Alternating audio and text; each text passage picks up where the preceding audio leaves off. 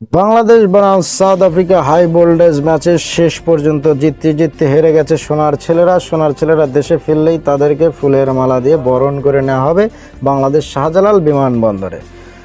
আমরা বাংলাদেশের 20 কোটি লোক অপেক্ষা করছি তোমাদের বরণ করে নেওয়ার জন্য। তোমাদের দিয়ে এখন ধান কাটাবো। ধান কাটালে যে পেশি আছে না, পেশিতে কিন্তু একটা জোর আসে। এই যে পেশি, ধান এই হাত দিয়ে ধান, এই হাত দিয়ে কাঁচি ধরলে পারেই একটা শক্তি আসবে। শক্তি যেমন পাকিস্তানের সরকার তাদের প্লেয়ারকে কি করেছে, সেনাবাহিনীর ট্রেনিং দিয়েছে যেন তারা ছক্কা মারতে পারে, যেন তাদের পেশিতে জোর বাড়ে। যে তোমাদের যদি ধান কাটানো হয় টপ অর্ডার ব্যাটসম্যানদের দিয়ে, তাহলে বাংলাদেশের ক্রিকেটে একটু হলেও উন্নত হবে।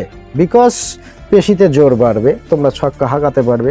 টপ অর্ডার রান প্লেয়াররা যদি আজকে রান করতো সাউথ আফ্রিকা ম্যাচে, তাহলে কিন্তু বাংলাদেশ আজকে জয়লাভ করতো একদম 100% শিওর। মাত্র 113 রানের খেলা, হাতে কিন্তু 10টি উইকেট, 120 বলে 114 রান লাগে বাংলাদেশের win the match this game. But Bangladesh শেষ পর্যন্ত কি করলো, 20টি ওভার খেলে 7 উইকেটের বিনিময়ে তারা 109 রানেই তাদের খেলা শেষ।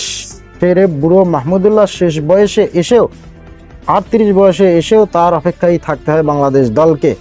তাওহিদ হৃদয় এবং মাহমুদুল্লাহ রিয়াদ দুইজন মিলে করেছে, তাওহিদ হৃদয় করেছে 37 এবং মাহমুদুল্লাহ রিয়াদ করেছে 20, দুইজন মিলে 57।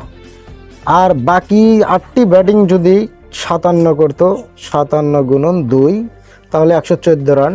সাউথ আফ্রিকা করেছে 113, তাহলেই কিন্তু বাংলাদেশ জয়লাভ করে যায়। বাট শেষ পর্যন্ত বাংলাদেশ 4 রানে হেরে যায়।